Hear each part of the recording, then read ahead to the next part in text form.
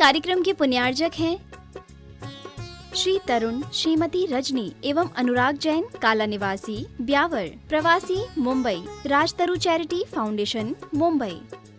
पिताजी स्वर्गीय श्री चांदमल जी हीरालाल जी काला, माँ स्वर्गीय श्रीमती सुशीला देवी एवं समस्त काला परिवार, ब्यावर।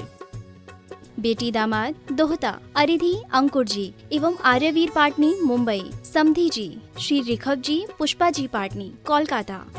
भ्राता परिवार श्री राजेश, श्रीमती अर्चना, सौरभ, अनु, अक्षत, अविधि काला, अजमेर। बेटी दामाद सुरभि अनित जी छावड़ा, जयपुर। श्री धर्मचंद्र, बीना, अंकेश, दीप्ति, अमिधि काला, ब्यावर, मुंबई। बेटी दामाद खुशबू, कपिल जी पाटनी, जयपुर। श्री कमल, आभा, आयुष एवं अक्षिता काला, मुंबई। बहन बहनोई श्रीमती सुधा, पदम जी पाटनी, जयपुर। बेटी दामाद मोना, विनीत जी पांड्या, कोटा एवं रुचि, मनीष जी पांड्या, जयपुर। श्रीमती वैजयंती, नरेश जी, नवनीत, अंतिमा एवं अरिहंत दगड़ा, किशनगढ़। बेटी दामाद स्वाति, वीरेंद्र जी अजमेरा, अजमेर।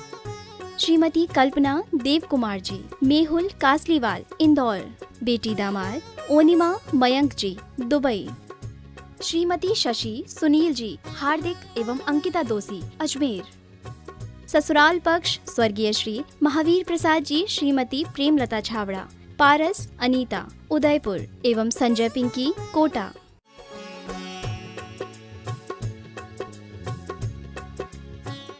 श्री गुरुवर कुंद कुंद महाराज की जय। आचार्य श्री गुरुवर विद्यासागर महाराज की जय। परम पूज्य निर्यापक मुनि श्री सुधा सागर जी महाराज की जय। परम पूज्य मुनि श्री महासागर जी महाराज की जय। नमोस्तु। आदि कुमार जैन बंड, नागपुर। गुरुवर नमोस्तु। महाराज जी, इनकी जिज्ञासा है कि नारकियों के शरीर में जो बैक्टीरिया होते हैं, रोग होते हैं, तो उनमें कौन से बैक्टीरिया होते हैं महाराज जी? कोई बैक्टीरिया नहीं होते, वहाँ विकलत्र होते ही नहीं, शरीर में कोई कुधातु होती नहीं, उस जन वेदना होती है, उसके समान उनको यातना होती है, देखने में विवश होते हैं, शरीर से पीप आदि निकलता है, लेकिन वो ऐसा नहीं है कि वो पीप हो, वो वहाँ का नेचर ऐसा है, वहाँ की विक्रिया ऐसी है, अशुभ विक्रिया उनकी होती है, इसलिए ना वहाँ वायरस है, ना विकलत्र हैं, ना वनस्पति काय जीव वहाँ पर हैं। प्रत्येक वनस्पति पेड़ पौधे रूप वहाँ नहीं होते हैं। वो उनके खुद ही दुख देने के लिए उनका शरीर ही इस प्रकार का रहता है, जैसे पस बह रही है, दुर्गंध युक्त है, आदि आदि, ऐसा मानना चाहिए। महाराज जी, सेमर, तरु ये आते वहाँ पर पत्र आदि, तो कैसे रहते हैं? सब विक्रिया है, जैसे वो पेड़ एक दूसरा नारकी पेड़ बन के खड़ा हो जाएगा और सारे नारकी उसकी तरफ दौड़ेंगे छाया में, और वो पूरा पेड़ टुकड़े टुकड़े करके तलवारों के समान गिर गए उसके ऊपर, और उसको सेमर, तरु, आदि जुत पत्र, सेमर के जो पत्ते हैं वे तलवारों का काम करते, वो माँ दुख देने की बनाए जाते। बैतरणी में कीड़े आदि होते हैं, ये सब माँ तो वहाँ कोई विकलत्र नहीं है, कोई इस प्रकार नहीं, वो तो उनकी विक्रिया ही वहाँ का वातावरण ही ऐसा है कि तद्रूप वैसी परिणति होती है, ऐसा मानना चाहिए। राजेंद्र छावड़ा, नांदेड़, महाराष्ट्र। गुरुवर नमोस्तु। महाराज जी, इनकी जिज्ञासा है कि मिथ्यात्व के जब टुकड़े होते हैं तो सम्यक मिथ्यात्व और सम्यक प्रकृति वहाँ पर आती है, तो महाराज जी कहते हैं यह इन प्रकृतियों का बंध नहीं होता है, ये उदय योग्य प्रकृति है। तो महाराज जी, जब जिस प्रकृति का बंध नहीं होगा तो उसका उदय कैसे हो सकता है? इसलिए क्योंकि वो अलग प्रकृति है ही नहीं, टुकड़े हैं। मिथ्यात्व को 3 टुकड़ों में बांट दिया, और उनके लिए पूज्यवर पूज्यपाद स्वामी ने सर्वार सिद्धि के अंदर कहा कि सम्यक प्रकृति क्या है? जो मिथ्यात्व के अंश थे उनको अनंत गुणा निरुद्ध, अनंत गुणा रुद्ध करके उसकी अनुभाग शक्ति कम कर दी गई।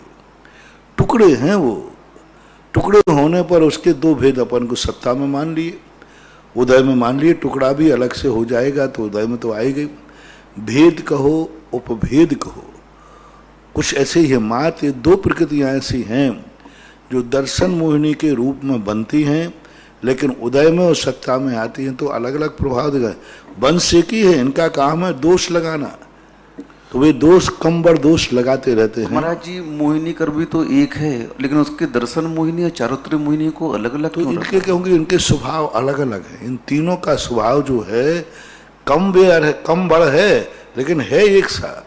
सम्यक मिथ्यात्व जो होता है वो भी उसी प्रकार, सम्यक प्रकृति भी छल मल अगाड़ दोष लगाती है, दोष ही लगाती है।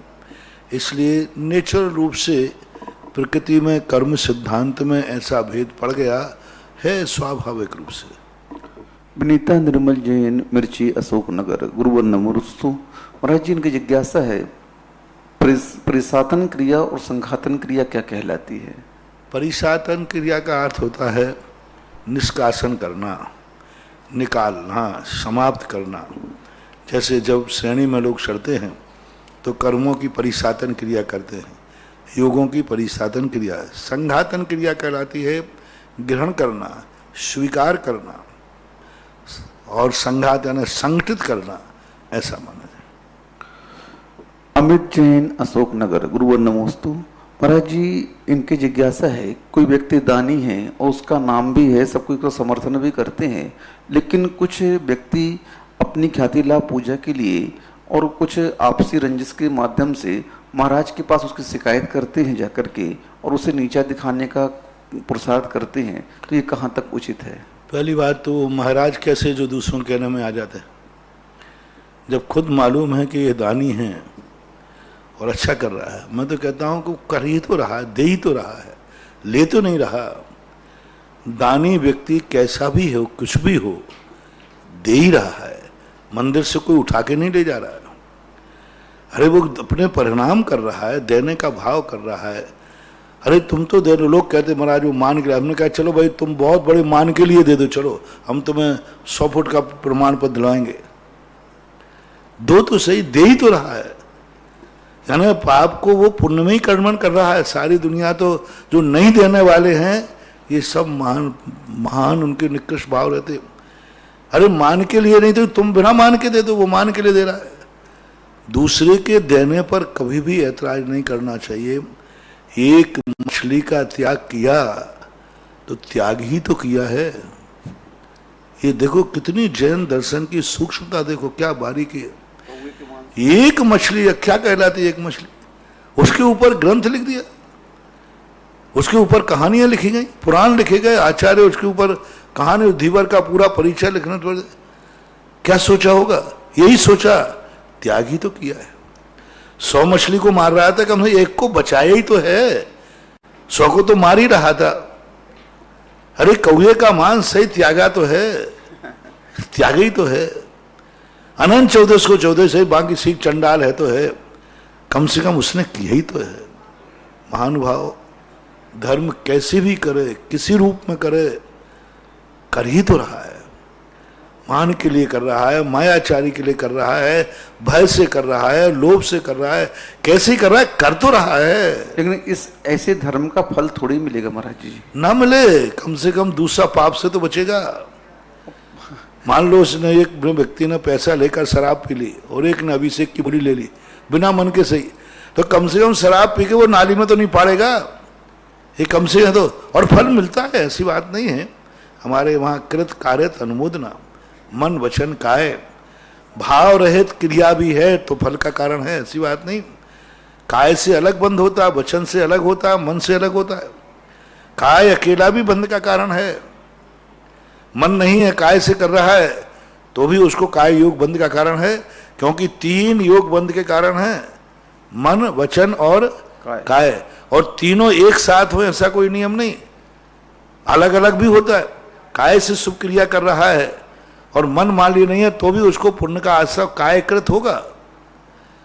तो ऐसी बात नहीं है, कुछ भी करे सद कार्य की कभी भी निंदा नहीं करना, कर ही तो रहा है।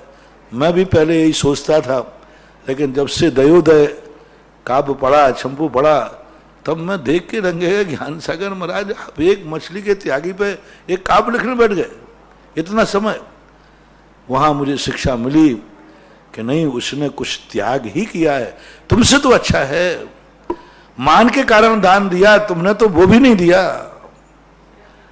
कितने लोग हैं आप दुनिया में दान देने वालों के प्रति ईर्ष्या करते, भाव करते, बुरे भाव करते, और जब खर्चा की बात आएगी तो दानी को आगे कर देते, और जब चुनाव की बात आएगी तो आगे आ जाते। मैं तुम्हारे बाप का क्षेत्र है क्या, तुम्हारे बाप का मंदिर है, तुम्हारे बाप की कमेटी है, ऐसे बोलने लग जाएंगे। अधिकार की जब चुनाव की बात आती है, पदों की बात आती है, हुकूमत की बात आती है, और जब दान की बात आती है तो ऐसे पता चलता है कि पता ही नहीं चलते, बिल्कुल सांप सूंघ गया हो ऐसे बढ़ जाते हैं। अरे महानुभाव, प्रशंसा करो। पर ऐसे लोगों को मैंने देखा जिंदगी में कभी इनकी सिद्धि नहीं होती। अरे 1 रुपया भी किसी ने दिया है उसका हर्ष के साथ स्वागत करो, अमीरी का यही रहस्य है। तो कैसे भी करके, मेरा तो सिद्धांत यही है, तुम्हारी महिमा तुम जानो, मेरा तो कहना है कुछ ही ने एक अच्छा कार्य किया है, अच्छा ही किया है, बुरा नहीं, उससे तुमने कुछ लिया नहीं। कैसा भी दान दो, मान के लिए, लोभ के लिए, भाई के दे ही रहा है, मंदिर से ले नहीं जा रहा है। उस कंजूस से तो अच्छा है जो ये बहाना बना बना करके 1 रुपया भी दान नहीं देता, देने का भाव नहीं करता। जो देते हैं उनके प्रति मत करो, वो दे ही रहा है, वो धीवर के समान प्रशंसा का पात्र है, कल्याण का पात्र है, और तुम निंदा के पात्र हो। तुम जिंदगी भर यही करते रहोगे, इससे ज्यादा कुछ नहीं कर पाओगे। वैभव जैन, काला सूरत, गुरुवर नमोस्तु। महाराज जी, इनकी जिज्ञासा है कि तीर्थंकरों की जो जन्म स्थली है और निर्वाण स्थली है, दोनों में से पूज्य कौन है? कौन सी? जन्म स्थली और निर्वाण स्थली तीर्थंकरों की, दोनों में से पूजनीय कौन है? निर्माण स्थिति विशेष पूजनीय। निर्माण स्थिति के लिए तो देवता लोग भी पूजने आते, वहां तो चिन्हित किया था। जन्मभूमि को चिन्हित नहीं किया जाता, जन्मभूमि पर कोई अवशेष नहीं होते। जन्मभूमि के लिए हमारे शास्त्रों में कोई विशेष वर्णन देखने में नहीं आया, कुछ भी सुनने में नहीं आया। पंचकल्याणकों के अनुसार जन्मभूमि के ऊपर कोई चीज होती है, स्वधर्म कोई करता है, उनके जन्म के बाद वहाँ कुछ करना चाहिए, ऐसा कोई हमें शास्त्रों में देखने में नहीं आया, किसी भी शास्त्र में कहीं देखने में नहीं आया। लेकिन जहाँ से मोक्ष हुआ है वे सिद्धचित कहलाते हैं, वहाँ से निर्माण होता है। इंद्र खुद आकर के उस स्थान की वंदना करता है, इंद्र खुद आकर के वहाँ पर अपनी कांकड़ी से चरण चिन्हों को बनाता है। तो निर्माण स्थिति तो निर्माण स्थली है। जन्म स्थली का जैनागम में कोई वर्णन नहीं किया, कोई वर्णन नहीं, कोई महत्व नहीं दिया गया, ना जन्म का, ना दीक्षा का, और यहाँ तक कि केवल ज्ञान स्थली का इसलिए महत्व दे देते हैं क्योंकि वो भगवान बन गए। दीक्षा स्थलियों के संबंध में भी कोई चर्चा नहीं की, भगवान ने कहाँ से दीक्षा ली और किस प्रकार का उस स्थान का कोई महत्व दर्शाया गया हो, ऐसा नहीं। जन्म का भी कोई महत्व, ये बात अलग है कि भक्तों ने जन्म स्थलियों पर भी तीर्थ क्षेत्र बनाए हैं। भगवान के जन्म स्थल कल्याणक हुए हैं, बनारस में, कंपला जी में, और भी कई स्थानों पर बनाए हैं। बनाने का निषेध नहीं कर रहा हूं। महाराज जी, मेरी भावना है कि शाश्वत जन्मभूमि अयोध्या को कहा जाता है, ऐसा आगम में लिखा हुआ है, लेकिन उस अयोध्या में हमारे तीर्थंकरों का कोई भी ऐसा स्थान नहीं है जहां पर तीर्थ बना हो। तो महाराज जी, हमारी ये भावना है कि आपके माध्यम से एक ऐसा कार्य हो कि अयोध्या में शाश्वत जन्मभूमि कल्याणक का एक स्थान बनाया जाए। वहां पर बनाया है, वहां पर कुछ विस्तृत रूप से महाराज जी, इतनी बड़ी जैन समाज है, विस्तृत रूप से, जैसे शिखर जी है महाराज जी शाश्वत भूमि, वैसे अयोध्या शाश्वत जन्मभूमि है तीर्थंकर। मेरा तो काम जहाँ गुरुजी भेज देते हैं, जहाँ बैठ जाए तो वहीं क्षेत्र बन जाएंगे। यदि महाराज जी, आपकी आवाज में इतनी ताकत है, अगर आप मन बना लो तो सब कुछ हो सकता है। गुरुजी की आज्ञा हो जाए तो अयोध्या में बैठ के उसको सही में अयोध्या ही बना दूं जैसे चौथे काल में थी। लेकिन अब उसके लिए तो हम जैसा भी होगा। हमें जैन ललितपुर, गुरुवर नमोस्तु। महाराज जी, इनकी जिज्ञासा है कि आपके शिविर का सबसे आकर्षण केंद्र ध्यान का है महाराज जी, और इस बार हम लोग इतने अभागे हैं, पूरे शिविरार्थियों की जिज्ञासा है महाराज जी कि ये चाहते हैं कि ध्यान का भी प्रकरण हमको ऑनलाइन दिया जाए, हम इससे वंचित न रह पाए। नहीं, क्योंकि उसकी पात्रता देखो, हमारे शास्त्र में आया ज्ञान और शक्ति पात्र को देना चाहिए। तुम्हारे साथ यहाँ तो हमारे पात्र ही पात्र होते थे, नहीं होते थे हम बना लेते थे। लाइफ में ना तो कोई पात्र होगा ना पात्र होगा, और मेरा मन है कि मैं अपनी शक्ति को पात्र को नहीं देना चाहता, चाहे भली न दी जाए, मेरा ज्ञान मेरी शक्ति मेरे साथ खत्म हो जाए, लेकिन मैं कुपात्र को नहीं देना चाहता। पात्र के बिना मैंने दिया नहीं अभी तक, देने का मन भी नहीं है।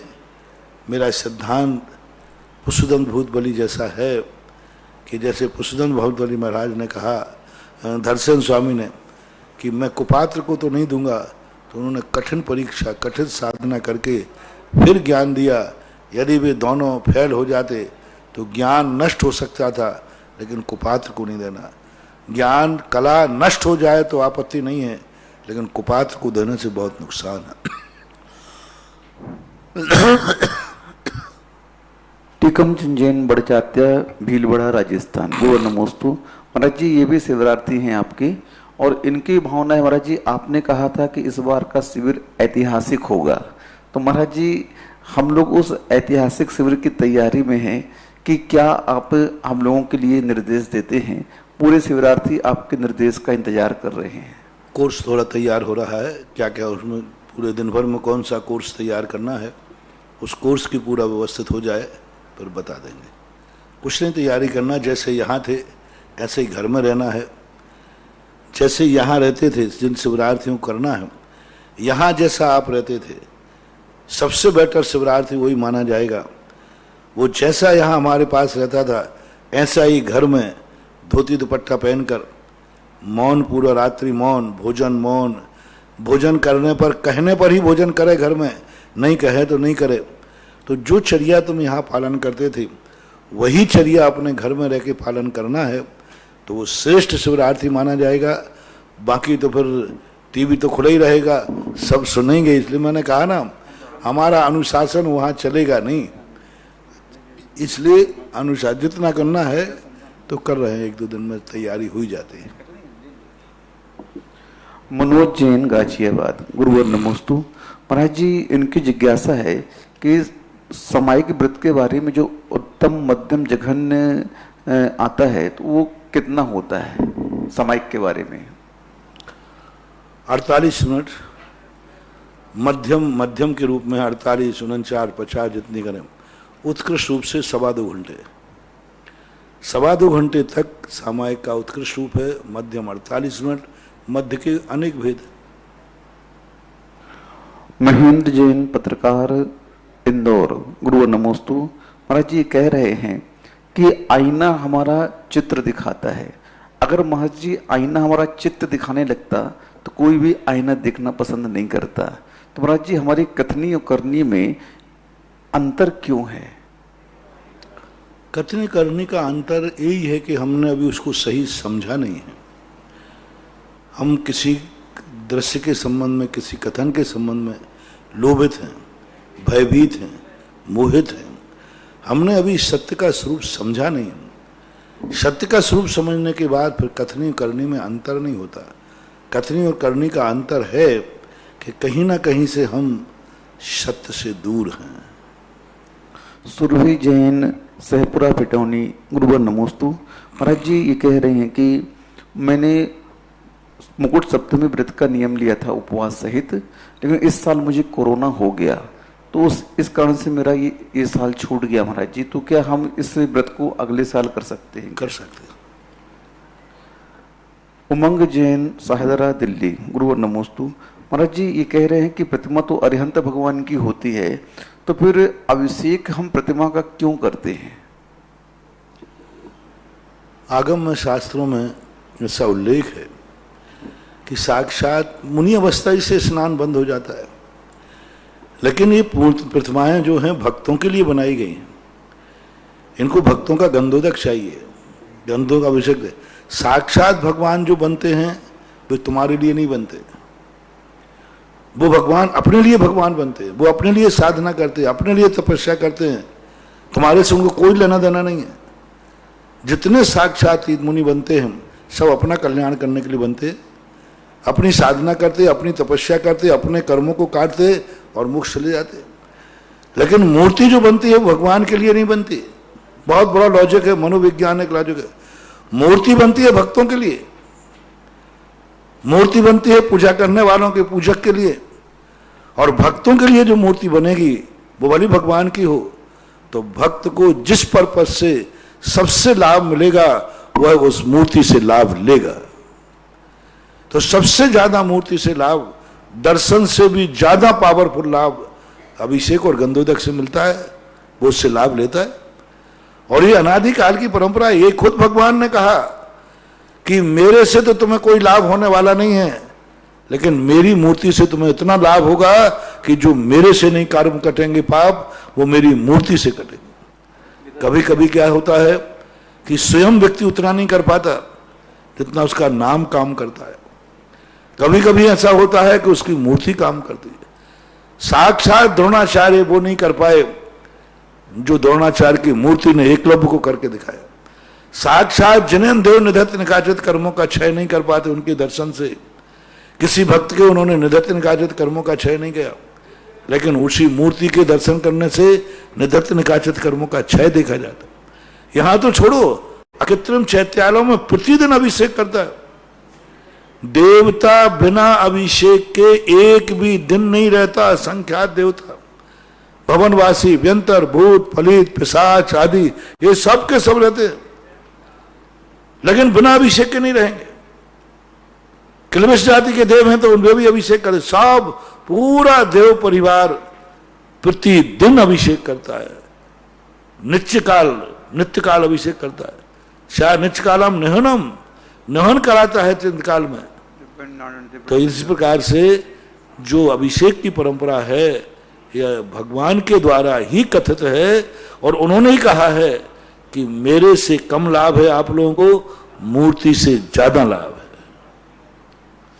सी सचिन जैन, सुखोदय क्षेत्र ककोर, गुरुवर नमोस्तु। महाराज जी, इनकी जिज्ञासा है कि 24 भगवान की मूर्ति पर जब अभिषेक करते हैं तो एक का करते हैं और जल सब में जाता है, तो सबका अभिषेक करने में कोई दिक्कत तो नहीं है? 24 भगवान की मूर्तियां हैं तो एक का अभिषेक करते तो छींटे सब। जैसे जिस ढंग से अपन लोग बैठालते हैं वो तो भगवान ही मालिक है। अब ठीक है 24 ही हैं तो अब जो है सो है, महावीर की जय। दोष तो बनता है तो बनता है। जिस ढंग से अपन बैठालने की परंपरा ही ठीक नहीं है, आधार ही नहीं है। एक पटिये में चिपका दिया पीतल में और चिपका कर बना दिया। नाम मात्र की इतनी सी मूर्तियां हैं, ना आँख कान है, ना उनकी भीतरागता दिखती है, ना कुछ दिखता है। मैं तो ऐसी मूर्तियों की प्रतिष्ठा ही नहीं करता हूँ। कम से कम 3 इंच की मूर्ति हो जिसमें आँख कान नाक देख के भीतरागता तो रख सके, ऐसा। मधु जैन, कुरावली, मणिपुर, यूपी, गुरुवर नमोस्तु। महाराज जी ये पूछ रहे हैं कि चंदन छठ की पूजा में 6 पूजा क्यों की जाती है, और इस चंदन छठ की पूजा में 6 पूजा क्यों की जाती है, और इसका महत्व क्या है?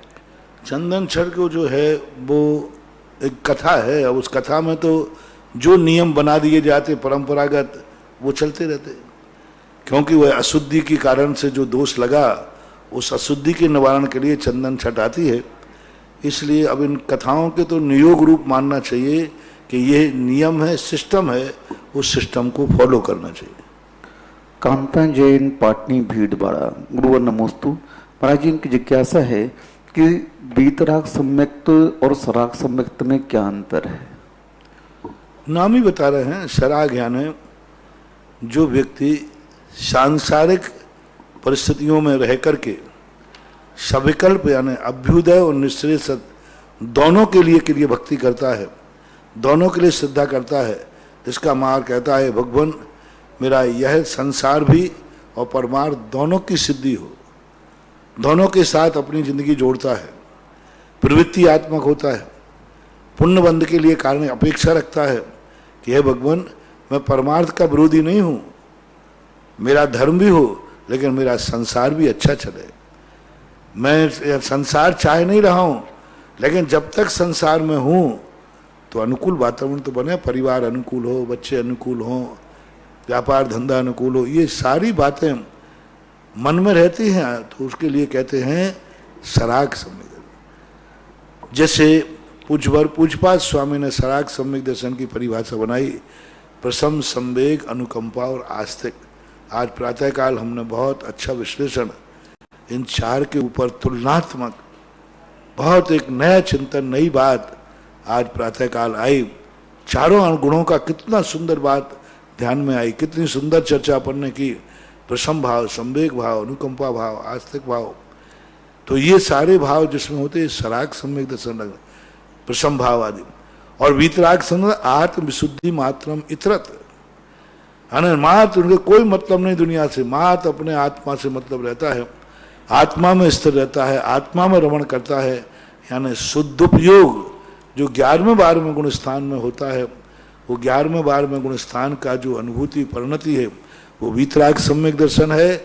और 11वें गुण स्थान से नीचे जितने भी श्रावक हैं, मुनि हैं, ये सब सराग सम्यक दृष्टि कहलाते हैं। ऐसा सुनो जैन साह जजाबर गुरुवर नमोस्तु। महाराज जी, इनकी जिज्ञासा है कि जो पार्श्वनाथ भगवान की स्तुति में पंक्ति आती है कि जग के दुख की तो परवाह नहीं है, स्वर्ग सुख की भी चाहे नहीं है। तो महाराज जी, स्वर्ग किस सुख और किस दुख की चाहे नहीं है? इसमें स्वर्ग की चाहे नहीं करता हूँ, मतलब सम्यक दृष्टि ये कह रहा है हमें स्वर्ग सुख के लिए नहीं कर रहा हूँ, लेकिन सुख नहीं चाहिए सो भी बात नहीं है। लक्ष्य की बताई उन्होंने, अपना ध्येय बताया, लक्ष्य बताया। मैं जो धर्म ध्यान पूजा पाठ कर रहा हूँ ये स्वर्गों के सुखों के लिए नहीं कर रहा हूँ। स्वर्गों के सुख मिलेंगे वो तो मिलेंगे, लेकिन मैंने ये कार्य स्वर्ग के सांसारिक वैभव के लिए नहीं किया है, इसलिए ऐसी परिणति कही जाती है। पूजा अभिषेक जैन, संजीवनी नगर, जबलपुर। गुरुवर नमोस्तु। महाराज जी, इनका प्रश्न है कि हमारा मृत्यु भोज का त्याग है और कुटुंब आदि में जब कोई मृत्यु हो जाती है तो फिर हमें उस समय क्या करना चाहिए? घर में भोजन करने में मृत्यु दोष का दोष नहीं आता। कुटुंब में जाने में भी, कुटुंब में भी यदि मान लो अलग से रहते हैं और वो भोज कर रहे हैं तो उसमें शामिल नहीं होना चाहिए। सामान रोटी जो घर में खाते हैं तो खाते हैं। ऐसा निर्मल जैन, मिर्ची, अशोक नगर। गुरुवर नमोस्तु। महाराज जी, इनकी जिज्ञासा है कि एक सौधर्म इंद्र के जीवन में 6 महीने का अंतर पड़ता है कि 6 महीने तक वह स्वधर्म इंद्र की सीट खाली रहती है। तो महाराज जी, 6 महीने तक वो सीट खाली रहेंगी तो ऐसे जो तीर्थंकर होंगे या सामान्य केवली होंगे तो उनके कल्याणक कैसे मनाए जाएंगे? पहली बात तो ऐसा उल्लेख कहीं आगम में आया नहीं, मां देव पर्याय के लिए आया है कि देवों में यदि कोई उत्पन्न ना हो तो 6 महीने तक कोई देव उत्पन्न ना हो। ये अपन लोगों ने लगाया कि सौधर्मंद खाली हो जाए तो, कुबेर खाली हो जाए तो, अरे ये महान पद हैं। आपको मालूम, जब विधायक कोई मर जाता है या कोई भी तुम्हारे मंत्री आदि मर जाते हैं तो 6 महीने के अंदर अंदर उनका फिर से चुनाव कराना पड़ता है। लेकिन राष्ट्रपति जो मरता है उनके मरने के पहले, अर्थी जलने के पहले राष्ट्रपति घोषित करना पड़ता है। वहां नहीं होता कि भाई 6 महीने बाद राष्ट्रपति बना लेना। राष्ट्रपति को 6 महीने का अंतराल नहीं दिया गया, लेकिन और सामान्य जनरल, मंत्री, विधायक आदि मर जाए तो उनको समय अवधि है। इसी प्रकार देवताओं में 6 महीने का अंतराल है। ऐसा मैंने कहीं पढ़ा नहीं है कि सौधर्मेंद्र, कुबेर जो बड़े बड़े पद हैं इनमें भी अंतराल 6 महीने का पड़ता है, ऐसा मैंने पढ़ा ही नहीं। हाँ, ये बात अलग है कि निषेध वचन भी नहीं आया है, लेकिन मेरा सोच है कि इनमें शायद अंतराल नहीं पड़ता होगा, और पड़ेगा तो ऐसी बात नहीं है। पर वो भगवान भी नहीं जन्मेंगे उस समय, और क्या वो तो पूरा सिस्टम ही बदलेगा, प्रोटोकॉल तो वैसे ही चलेगा। सुचित्रा आर के जैन, नेहा नगर, सागर। गुरुवर नमोस्तु। महाराज जी, इनकी जिज्ञासा है दर्शनोपयोग, सम्यक दर्शन और दर्शन विशुद्धि में क्या अंतर है? सभी अलग अलग है। दर्शनोपयोग एक आत्मा का गुण है जो सभी मिथ्या दृष्टि एक इंद्रियों से लेकर सब में पाया जाता है। उससे सम्यक मिथ्या से कोई मतलब नहीं है। जो वस्तु को देखने के लिए, पंच इंद्रियों के व्यापार करने के लिए जो वस्तु का प्रथम सन्निपात होता है वो कहलाता है सम्यक दर्शन। अपन सब जानते हैं मोक्ष मार्ग की प्रथम सीढ़ी है। और दर्शन विशुद्धि वो है जो दर्शन को पाने के बाद परिणाम करता है कि ये दर्शन जो हमें प्राप्त हुआ इस सारे जगत को प्राप्त हो, इससे खूब प्रभावना हो, इस सत्य से लोग परिचित हों, तो जब वही दर्शन प्रभावना की तरफ परिणामों से मुड़ने लग जाता है तो फिर उससे अंतर पड़ जाता है। परम पूज्य महाराज जी, दर्शन शुद्धि जो भावना होती है तो वह इतने कम लोग क्यों भा पाते हैं? 24 तीर्थंकर ही होते हैं मात्र। दुनिया स्वार्थी है, अपने लिए चिंता करे, अपना काम बनता भाड़ में जाए जनता। दुनिया अपने काम करने की सोचती, अपना कल्याण हो, अपना सुख हो। दुनिया के संबंध में कितनों को सोचने का भाव आता है। कौन कितना सोचता है कि संसार सुखी रहे? दुनिया यही सोचती है मैं सुखी रहूं। परम पूज्य आचार्य गुरुदेव श्री विद्यासागर जी महाराज की आज्ञानुवर्ती शिष्य निर्यापक श्रवण मुनि पुंगव श्री सुधासागर जी महाराज के मुखारविंद से देश विदेश के भक्तों द्वारा आई हुई ऑनलाइन जिज्ञासा के माध्यम से सभी भक्तगण अपनी अपनी जिज्ञासा का समाधान पाते हैं। सुधा कलश और जिनवाणी चैनल के माध्यम से सभी लोग जो भक्तगण जहां जहां से देख रहे हैं, सुन रहे हैं, उन सभी भक्तों की ओर से महाराज श्री के चरणों में बारंबार नमोस्तु। महाराज श्री क्षेत्र पर चलने वाली बहुत सारी योजनाओं में भक्तों ने एक सहस्कूट जिनालय बनाने की भावना भाई है, जो कि लंदन के निवासी हैं। सुभाष, मालती, प्रशांत, मनीषा, सिद्धार्थ, निधि, गरिमा, तानिया, सने, जिने, गोदा परिवार लंदन निवासी सने गोदा के जन्म दिवस के शुभ अवसर पर इन्होंने सहस्कूट जिनालय में एक प्रतिमा विराजमान करने की भावना भाई। जोरदार तालियों के साथ अनुमोदना। महाराज श्री आपके पावन वर्षा युग के भक्ति कलश के लिए भी अभी लोगों की भावनाएं और चल करके आ रही हैं, जिन्होंने 1,11,000 रुपए में भक्ति कलश की स्थापना करने की भावना भाई। जया चौधरी, विमल कुमार जैन, आर्या, आराध्या, कीर्ति जैन बेंगलोर। दूसरे भक्ति कलश की स्थापना का नाम आया सुमन, विशाल, विभूति, अक्षत, साक्षी, नीलेश, नेहा, विधि, समर्थ जैन अहमदाबाद। महाराज श्री दोनों के कलशों की स्थापना के लिए हमारे सुरेश जी, महावीर जी स्थापित करेंगे और भावना भाएंगे। और जब चातुर्मास का निष्ठापन होगा तब ये कलश आपको क्षेत्र कमेटी के द्वारा आपको प्रदान कर दिया जाएगा, ऐसी पावन प्रीत भावना के साथ। और किसी की भावना हो, क्योंकि भक्ति का कलश है, कोई मामूली कलश नहीं। और ये कलश जिस घर में जाएगा रिद्धि सिद्धि और संपन्नता दिलाता रहेगा, क्योंकि मंत्रोच्चारण के प्रभाव के साथ ये कलश आपके घर में प्रवेश करेगा। इस क्षेत्र पर लगने वाले वृक्षारोपण के लिए पेड़ की घोषणा के लिए राहुल जैन, पुत्र श्री दिनेश कुमार जैन, मानपुर, बुद्ध बाजार, मुरादाबाद, उत्तर प्रदेश, इन्होंने एक वृक्षारोपण के लिए अपनी भावना भाई है। सभी के सम्मान में जोरदार तालियां। प्रथम जिज्ञासा है पूज्य गुरुदेव के चरणों में नमोस्तु। अनिल जी पटवारी। महाराज श्री कार्तिक अनुप्रेक्षा की 90वीं गाथा में मंद कसाय रूप परिणाम तो प्रशस्त शुभ माना है, वह तीव्र कसाय परिणाम अप्रशस्त अशुभ माना है। तो दोनों परिणाम क्या होते हैं? वह सब जीवों के गुण ग्रहण करना मंद कसाय में लिया है, तो सब जीवों के गुण ग्रहण करना भी मंद कसाय कैसे है, कृपया समाधान करें।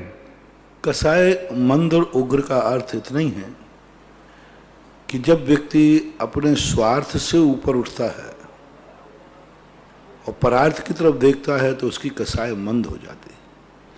ये कसाय पशुओं में भी पाई जा सकती है, मिथ्या दृष्टि अज्ञानियों में पाई जाती है।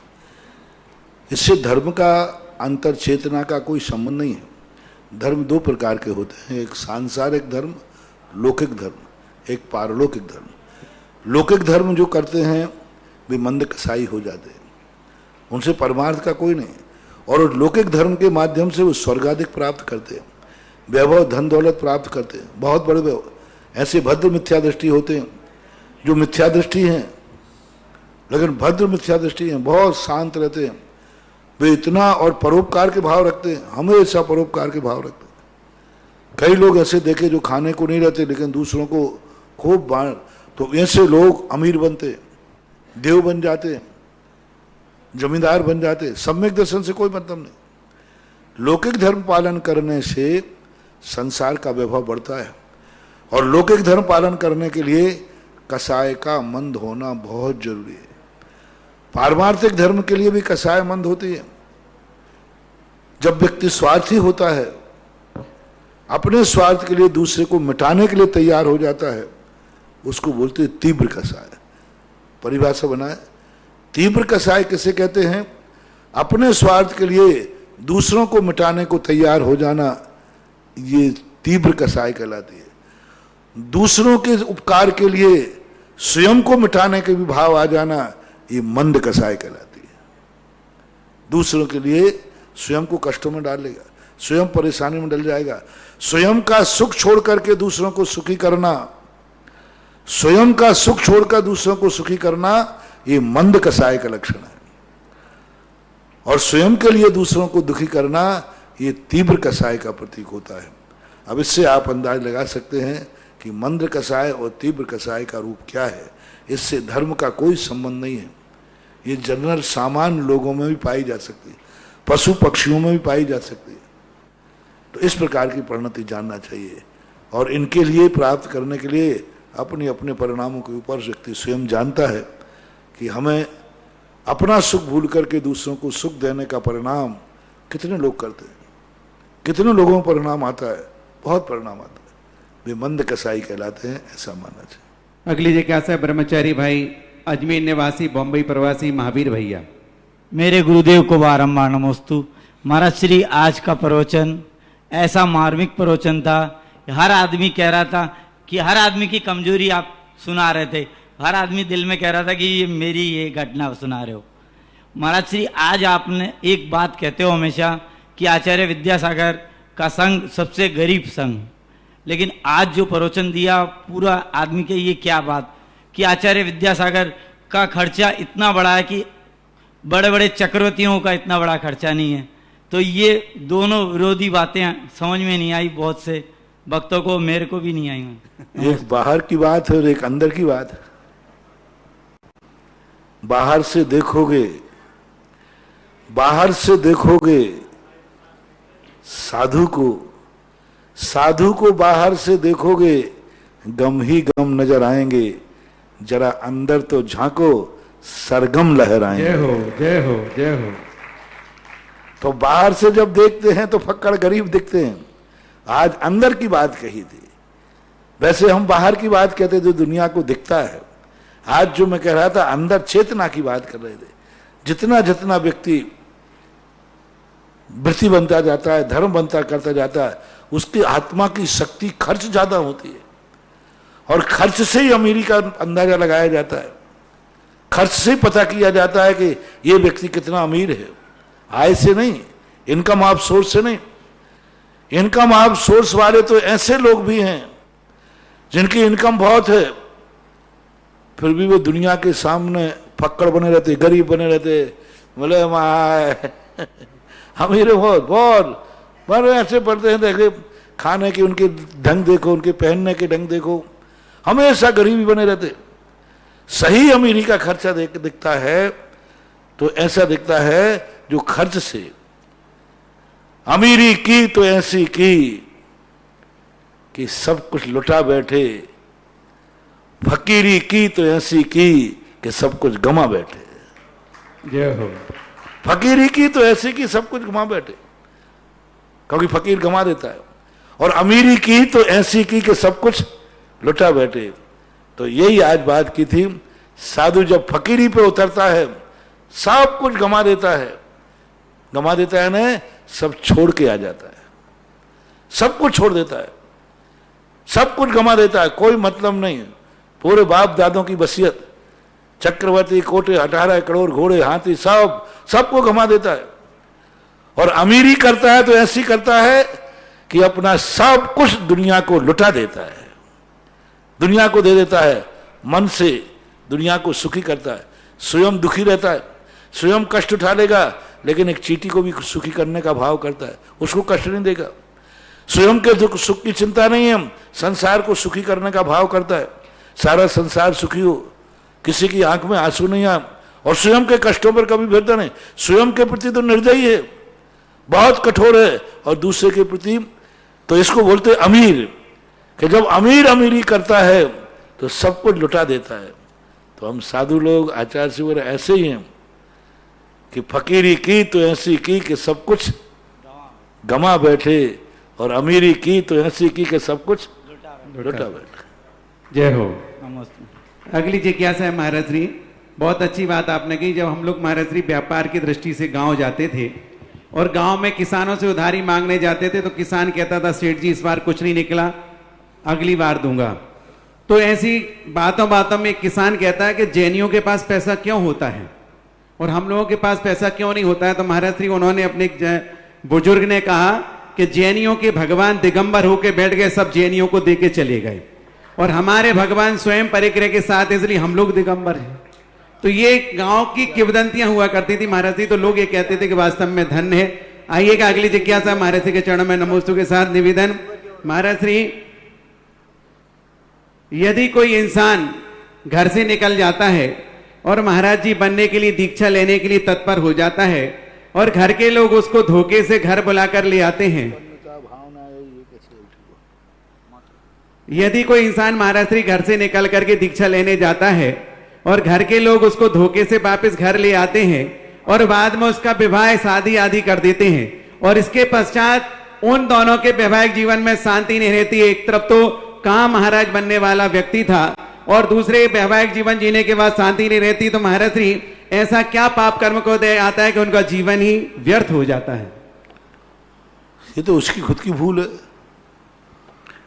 उसकी खुद की भूल है, क्योंकि उसने ऐसे मार्ग के संबंध में क्यों उतरा, वो क्यों उतरने का भाव किया, और उतरना था तो संभल के उतरता, और अब जो है उसको अनुकूल बनाओ। ऐसी बात नहीं है, एक हाथ से ताली नहीं बनती, चाहे तो अनुकूलता बन सकती है।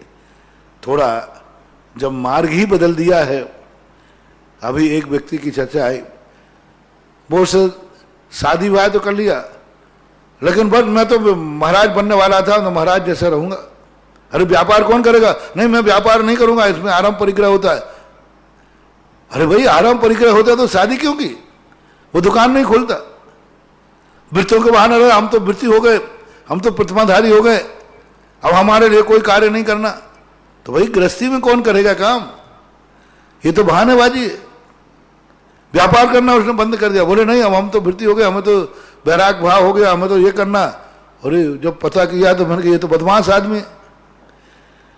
वृत्ति का यह अर्थ नहीं है कि संसार के गृहस्थी कार्यों से अपने काम चोरी करना। आप गृहस्थ हैं, आपको कार्य, आपका कर्तव्य है कि आपको परिवार को खुश रखना चाहिए, आपका कर्तव्य है कि परिवार की आजीविका का ध्यान रखना चाहिए, आपका कर्तव्य है आपके व्रतों के साथ साथ आपको सारे कार्य करना पड़ेंगे। आप वृत्ति, आपको व्यापार भी करना पड़ेगा, दुकान भी करना पड़ेगा। आप ये नहीं कह सकते हो हम तो महाराज बनने वाले थे, एक घास के टुकड़ा भी नहीं है, अब मैं खेती में हल चलाऊं, अब मैं खेती करूं क्या? नहीं चलेगा ये काम। हम तो महाराज बन के गर्म पानी पीते, अब खेती में पानी सींचू बिना चना पानी कैसे डालो? डालना पड़ेगा। जो जैन आगम कहता है अपनी भूमिका का त्याग नहीं करना चाहिए। जो जिस भूमिका को आपने स्वीकार किया है उस भूमिका में जो कार्य होते हैं वे सब कार्य आपको करना पड़ेंगे। सबसे ज्यादा ऐसे लोगों में जो प्रश्न आया ना, ऐसे लोगों में इसलिए झंझट होता है, गृहस्थी तो बसा लेते हैं और फिर अपनी उस गृहस्थी में धर्म की बातें कह करके गृहस्थी से जी चुराते। तो ऐसा गलत हो जाता है। आप गृहस्थी के अनुकूल चलिए, आपका कर्तव्य है कि परिवार खुश कैसे रहेगा, आपको खुश करना ही चाहिए। पर ऐसी बात नहीं है कि सामने वाला हो। 90% हमें ज्यादातर गलती ऐसे ही मतलब कहना चाहिए तथाकथित धर्मात्माओं के द्वारा देखा जाता है। ये उस समय अपनी भूमिका नहीं समझ पाते कि अब हम गृहस्थ हो गए हैं, हम गृहस्थ हैं तो हमें गृहस्थी की समस्याएं देखना पड़ेंगी, विचार करना पड़ेगा। गृहस्थी की बहुत बड़ी समस्या होती है महानुभाव, गृहस्थी बहुत बड़ी जिम्मेवारी है, बहुत बड़ा व्यवहार है। ये साधारण सी मत समझो। एक बार मैंने एक गृहस्थ के संबंध में गुना चतुर्मास के अंदर 15 दिन प्रवचन दिए थे कि एक बाप बनना कितनी बड़ा अभिशाप है, एक पति बनना कितना बड़ा अभिशाप है, एक पत्नी बनना कितना बड़ा अभिशाप है। यदि आप गृहस्थ बन गए हैं आप लोगों के लिए कितना बड़ा अभिशाप है। आप बाप बन गए तो आप पर कितना बड़ा अभिशाप है। आप घर में रहते हैं तो आपके ऊपर कितने बड़े अभिशाप है। इसको साधारण मत समझो। या तो उस तरफ जाओ मत, गए हो तो कम से कम तुम्हारा साथी, तुम्हारा परिवार तुमसे दुखी ना हो जाए। कहीं वो तुम्हें अभिशाप की वरनाएं न देने लग जाए। परिवार अभिशाप देता नहीं है, इनके अभिशाप लगते हैं। यदि माँ बाप को इतना सा भाव आ गया, कहाँ का बेटा बेटिया पैदा की, नहीं होता तो अच्छा था, समझ लो 100 भव तक के लिए आप अनाथ हो गए, 100 भवों तक अनाथ हो गए, क्योंकि ये माँ का पिता का अभिशाप।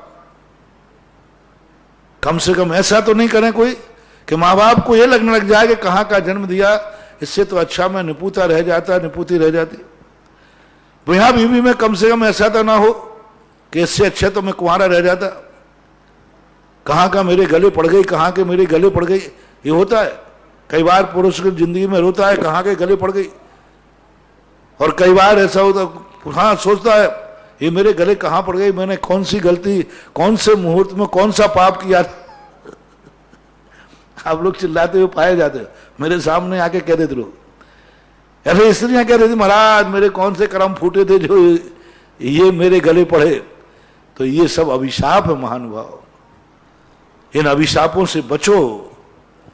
और यदि आप इन अभिशाप से बचोगे तो जिंदगी में बहुत कुछ, गृहस्थी में रहकर, गृहस्थी में जितना तुम दूसरे को खुश कर सकोगे वही तुम्हारा धर्म है।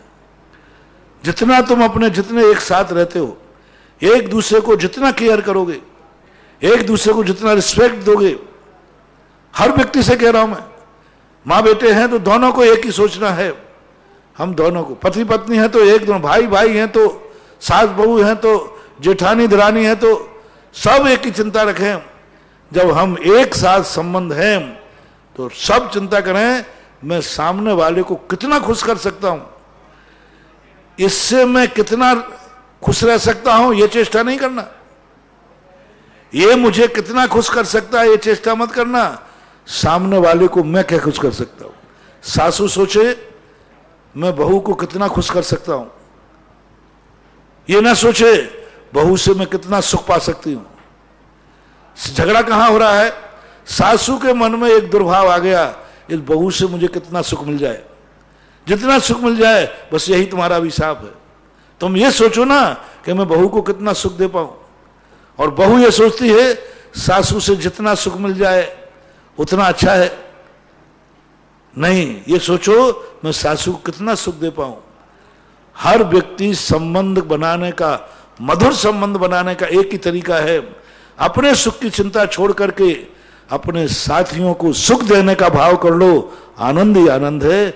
गृहस्थी ऐसा अभिशाप नहीं है जो तुम्हारे लिए, जिस ढंग से तुम कह रहे हो, ऐसी गृहस्थी में कहीं तुम्हारी खुद की भूल है।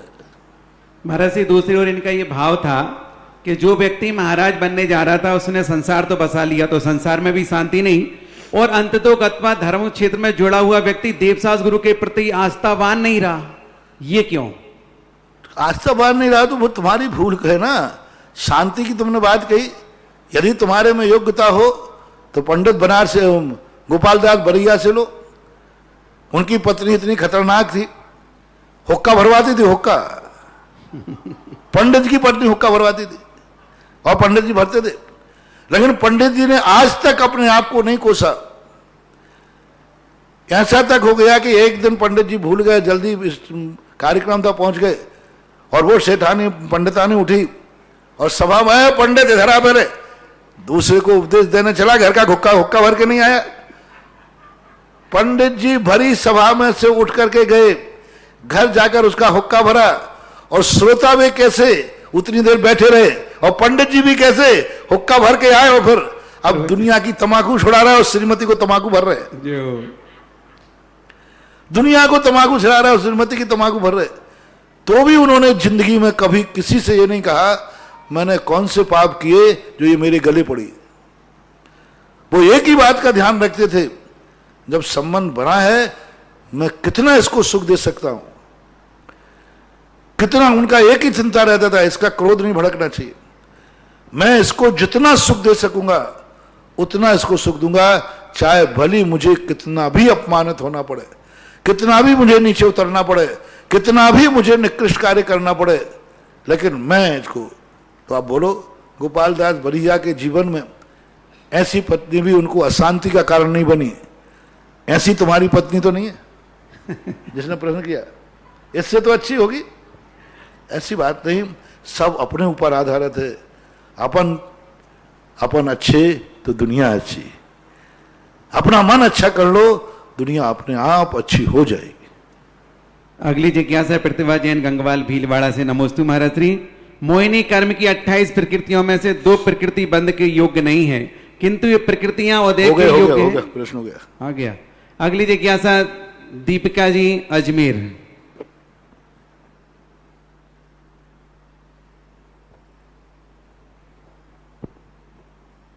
नमोस्तु गुरुदेव। महाराज जी, मेरे जैसी अनेक बहनों का यह प्रश्न है कि हमारे से छोटे जो हमारे बच्चे हैं वो हमको अपनी तरह काम करवाना चाहते हैं, मतलब उनका जो रवैया होता है उसको हमें मानना होता है। जो हमारे से बड़े हैं उनका तरीका, रहन सहन का सब तरीका अलग होता है, उन सब में हमारी खिचड़ी हो जाती है। तो हमें किस तरह से उन सबको दोनों को संभालना चाहिए, किस तरह से? लोग कहते हैं कि राजस्थान में लोग व्रत प्रतिमा नहीं ले पाते। ये देखो, तुम्हारे राजस्थान की बहू है अजमेर की, और 2 प्रतिमाओं का पालन कर रही है, और घर में पूरा परिवार इससे खुश भी है। ये परिवार से खुश है, परिवार इससे खुश है। तो यदि अपनी जिंदगी बनाना चाहो तो बन सकती है। थोड़ा सा अपने को मान कसाय को थोड़ा सा जीतना है।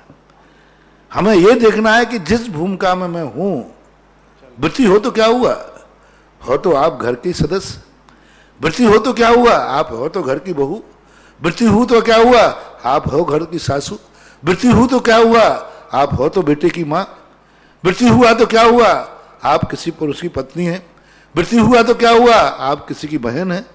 उन संबंधों को क्यों भूलते हैं जो वृत्तों में बाधक नहीं है? तो उन संबंधों के साथ बेटा है, छोटे लोग हैं, उनकी कोई आयस होती है।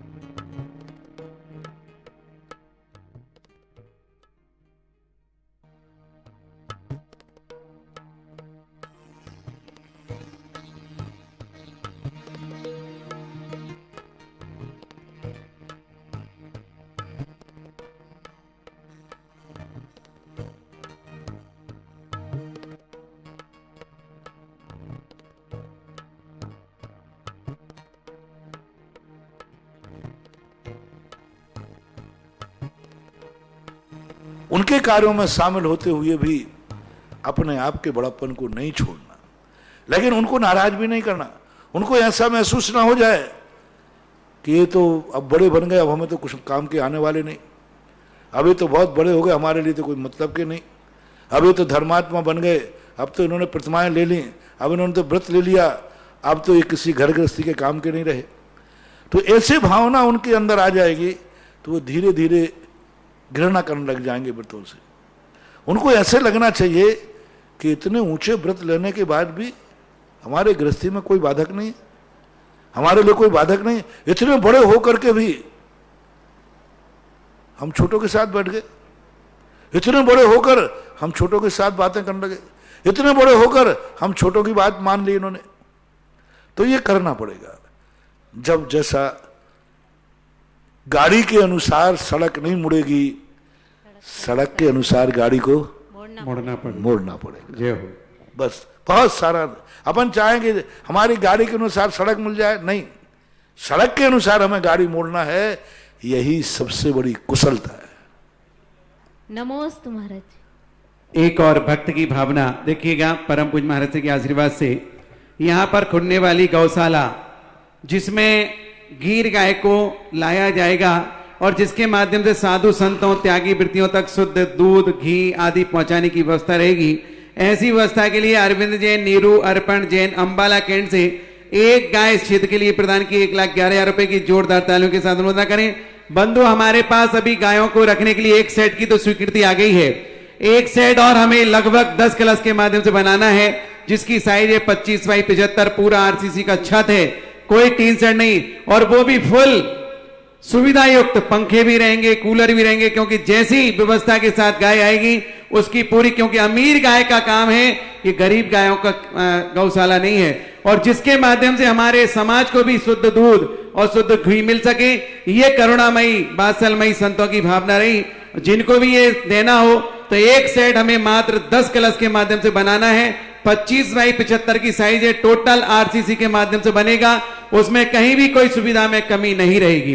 अगली जिज्ञासा श्रीमती सुधा पटवारी बिजोलिया।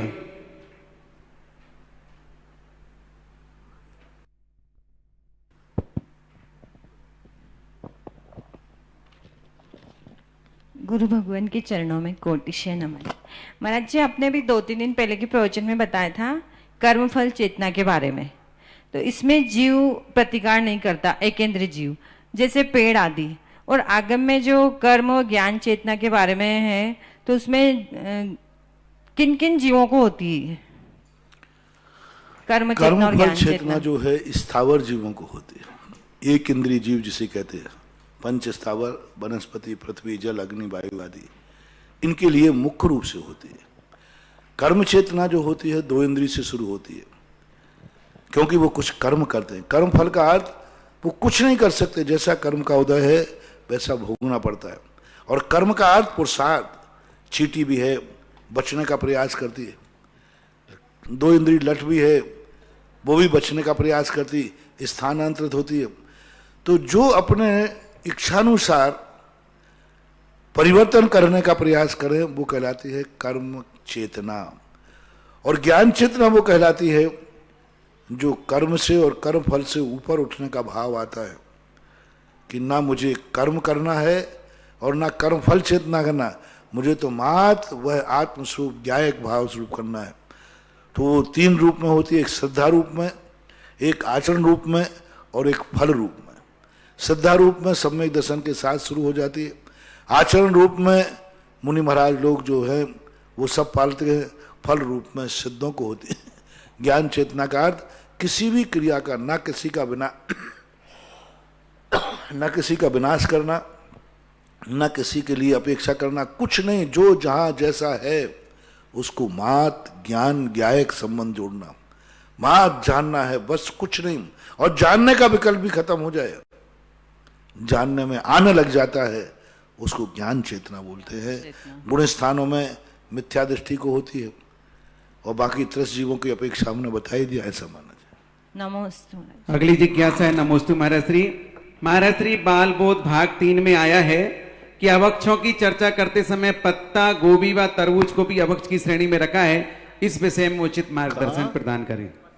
पत्ता गोभी तरबूज आदि को देखो, अब इस संबंध में मैंने कल कह दिया कि इस संबंध में मैं कुछ विशेष, गोभी जो फूल गोभी है ये तो 100% ही है। बाकी और के संबंध में ज़्यादा आलोचना समालोचनाएं करना उचित नहीं है। अब लिखने वाले ने क्या लिखा मेरी जानकारी में नहीं है। कुछ चीज़ें ऐसी हैं जो मूल आचार्यों से मिलती हैं, हम उसी पर व्याख्यान कर सकते हैं। जो बाद में तथाकथित किसी को, कई लोगों को जो चीज़ जिसको अच्छी नहीं लगती है उसी को लिख देते हैं। अब कहीं किसी श्रावकाचारों में आदि में सब बातें आई हैं, अतिवाद खतरनाक होता है, अति करोगे लोग शाकाहार से घृणा करने लग जाएंगे, ध्यान रखना। लोग कहेंगे शाकाहार है कि प्राण लेने वाला है, शाकाहार से लोग घृणा में आ जाएंगे। इसलिए उतना ही खींचो इसको जितना है चल जाए। आज का युग ऐसा है, आज कोई भी मानने को तैयार नहीं कि तरबूज अभक्ष होता है, कोई भी मानने को तैयार नहीं, ना वैज्ञानिक तरीका है और ना ही कोई आपके पास तर्क है, किसी के पास कोई तर्क नहीं है इसके संबंध में। ठीक है, त्यागी वृत्ति हम लोग नहीं लेते हैं तो नहीं लेते हैं, लेकिन हमारा नहीं लेने का अर्थ ये नहीं है कि हम उसकी आलोचना करने बैठ जाएं। हाँ, कि अभक्ष है, आलोचना आदि करने जाए। आपको नहीं रुचता है तो मत खाइए, आपको यदि मौन हो जाइए कई चीजें, क्योंकि आगम में इस संबंध में एक कलंद शब्द का प्रयोग कुछ श्रावकाचारों में आया है, लेकिन मूल आचार्यों में, मूल श्रावकाचारों में नहीं आया। इसलिए कई लोग तो अब विद्वान पंडितों को तो अपन ज्यादा कुछ बोलते नहीं, जिसको जो लगता है मनमाने निकाल देते हैं। अगली जिज्ञासा प्रदीप गोदा बिजोलिया। महाराज श्री नमोस्तु। भोग भूमि के अंत में कल वृक्ष समूल नष्ट हुए थे या उन्होंने भोग की वस्तुएं देना बंद कर दिया था? पहले धीरे धीरे कम होता है, कम होते होते होते वे वृक्ष अपने आप विलय को प्राप्त हो जाते हैं। पहले बंद कर देते हैं, फिर धीरे धीरे विलय को प्राप्त हो जाते हैं। महाराज श्री नमोस्तु। विग्रह गति में एक समय में कितने जीव जा सकते हैं? विग्रह गति में एक समय में कितने जीव जाते हैं? अनंत विग्रह गति कभी खाली नहीं होती। अनादि काल से, अनंत काल से कभी एक समय भी ऐसा नहीं है जिस समय विग्रह गति में अनंत जीव न हो। प्रति समय हमेशा मरना जीना आना जाना लगा हुआ है, कभी खाली नहीं हुआ और कभी खाली होगी भी नहीं। आज का जिज्ञासा समाधान का समय ये समाप्त हुआ। बोली परम पूज्य निर्यापक श्रवण मुनि पुंगव श्री सुधा सागर जी महाराज की जय। समस्त मुनि संघ की जय। जिनवाणी के ज्ञान से सूझे लोकालोक, सो वाणी मस्तक धरो सदा देत हूँ डोक। ही जिनवाणी भारती। इस कार्यक्रम के पुण्यार्जक थे श्री तरुण, श्रीमती रजनी एवं अनुराग जैन, काला एवं समस्त काला परिवार।